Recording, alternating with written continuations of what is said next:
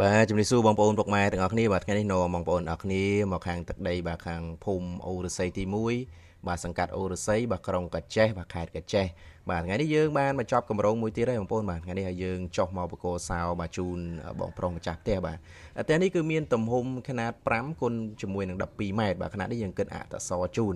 បើសាច់ពេញមកពីចុងជញ្ជាំងមកខាងបាទទៅជញ្ជាំងមកខាងគឺ5ម៉ែត្រ2គុណ12ម៉ែត្រពីទឹកមានពីបន្ទប់គេងបាទកន្លែងទទួលភ្ញៀវផ្ទះបាយនិងបន្ទប់ទឹកមួយហើយវេរងដាខាងមុខនេះគឺយើងយកចេញមក2ម៉ែត្របាទដើម្បីយើងលយបុកកប៉ាល់មកស្អាតហើយយើងលេងបកាន់ដែកបាទមកស្អាតឬក៏បងប្អូនចង់បានបងក៏បានដែរបាទទៅតាមបងប្អូនស្រឡាញ់បាទយើងដាក់ទៅតាមនឹងហើយនេះជាបរិវេណបាទកន្លែងទទួលភ្ញៀវបាទយើងសល់ធំទលាយមែនតើបាទយើងចេញបាទព្រីកុងតាក់បាទអំពូលបាទមកស្អាតជូនបងប្អូនបាទពីដាននេះគឺយើងលេងពីដានម៉ូដបាទ2ផុងបាទអំពូល LED បងប្អូនអាចដូរពណ៌បាន3ពណ៌បាទហើយនឹងពូលធំកដាលក៏អាចដូរបាន3ពណ៌ដែរបាទតាមបងប្អូនស្រឡាញ់បាទទូទៅមានពណ៌ខៀវបាទពណ៌ថ្ងៃបាទពណ៌រាមផ្កាឈូកអញ្ចឹងបងប្អូនអាចមើលបានបាទសម្រាប់បងប្អូនដែលមានចំណាប់អារម្មណ៍បាទចង់សាងសង់អីអាចតំណងមកបានបាទអញ្ចឹងតម្លៃប្រែប្រួលទៅតាមទីតាំងបងប្អូនជាក់ស្ដែងបាទឆ្ងាយឬជិតបាទទៅតាមទំហំដែលបងប្អូនចង់ធ្វើណាអញ្ចឹងបងប្អូនអាចប្រាប់មកខាងក្រុមការងាររបស់យើងចេញតម្លៃជូនហើយផ្លូវដើរនេះយើងទុក1.2 ម៉ែត្របាទ2គីឡូបាទទៅស្អាតបងប្អូនបាទអានេះជាបន្ទប់គេងទី1បាទបន្ទប់គេងទី1យើងចូលមកយើងមានព្រីកុងតាក់បាទសម្រាប់បិទបើកបាទអំពូលធំបាទអំពូល LED បាទយើងផ្ដាច់ពីគ្នាបងប្អូនបាទហើយយើងមានប្អួយមួយសម្រាប់យកពលឺចេញចូលនិងខ្យល់ចេញចូលបាទហើយតាមផ្លូវដើរក៏យើងមានប្អួយដូចគ្នាហើយនេះជាបន្ទប់គេងទី2បាទបន្ទប់គេងទី1និងទី2នេះគឺគាត់យកទំហំប៉ុនគ្នាទេបាទមានយកបន្ទប់ណាតូចបន្ទប់ណាធំទេប៉ុន្តែសម្រាប់បងប្អូនដែលចង់បានបន្ទប់មេគ្រួសារធំបាទបន្ទប់កូននាងតូចអីបងប្អូនអាចប្រាប់ទៅតាមនឹងបានបាទយើង design ឲ្យទៅតាមនឹងព្រោះមុននឹងសាងសង់បាទគឺយើងចេញប្លង់ជូនបងប្អូនត្រឹមត្រូវបាទអញ្ចឹងបងប្អូនចង់ដាក់យ៉ាងម៉េចគឺយើងចេញយោបល់បាទគ្នាទៅវិញទៅមកហើយនេះគឺជាបរិវេណបាទផ្ទះបាយហើយនឹងទ្វារចេញចំហៀងហើយនឹងមានបន្ទប់ទឹកមួយបាទក្រោយអញ្ចឹងយើងលើកឡើង1.8 ម៉ែត្របាទក្រោយបាតយើងប្រើប្រភេទស្ងួតហើយយើងមានសម្ភារៈបាទបន្ទប់ទឹកមួយឈុតតែម្ដងបាទគួនចុចឡាបូកញ្ចក់ខ្នាតធំអីមួយសេតជូនបងប្អូនហើយសម្រាប់ផ្ទះបាយបាទយើងលើកក្រោយអញ្ចឹងឲ្យ6ទឹកបាទការពារខ្លាញ់បាទផ្លូវដើរ1.2 ម៉ែត្រស្អាតបងប្អូនបាទ2គីឡូយើងមិនកាត់ទេបាទសមរម្យដើរជិះគ្នាបានហើយបាទបងប្អូនអាចមើលជាក់ស្ដែងបានបាទហើយនេះជាចំហៀងបាទផ្នែកខាងស្ដាំបាទដោយសារបងប្រុសបាទគាត់តសម្ញាប់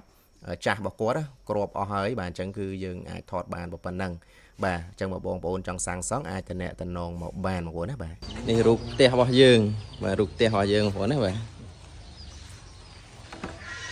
ដូចទេបងដូចទេ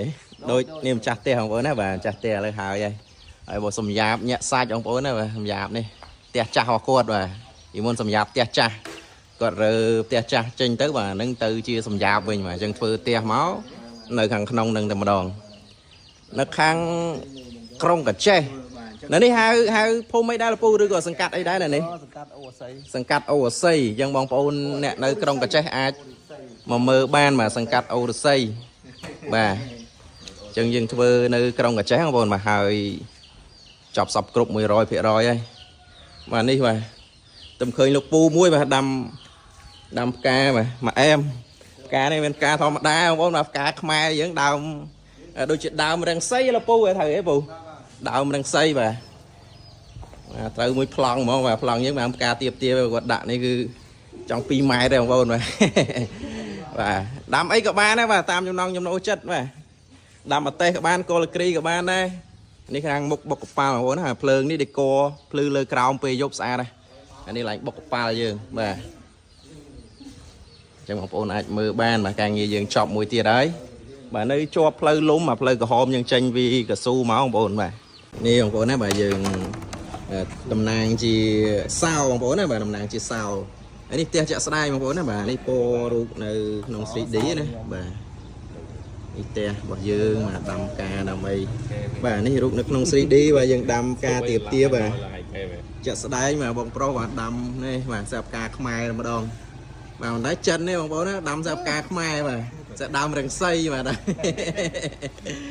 នេះយើងទុកតាំងកន្លែងទទួលភ្ញៀវទៅបាទឬក៏បងធ្វើកម្មវិធីអីដាក់កាត់កន្លែងកាត់ចំណងដៃហ៎បងបាទទុកជាអនុស្សាវរីយ៍នេះផ្ទះយើងហើយបងប្អូនណាបាទចឹងជាថ្មីម្ដងទៀតបើសិនជាបងប្អូនមានដំណងចង់សាងសង់អីបងប្អូនអាចតំណងមកបានឬបងប្អូនចង់មកមើលផ្ទាល់អាចមកមើលបាន បងសុំសង្កាត់សុំម្ដងទៀតបងនៅខាងសង្កាត់អីបងសង្កាត់អូរស័យ បាទសង្កាត់អូស័យ ក្រុងកញ្ចេះខេត្តកញ្ចេះ ក្រុងកាចេះខេត្តកាចេះបាទចាំបងប្អូនអាចមកមើលបាននេះ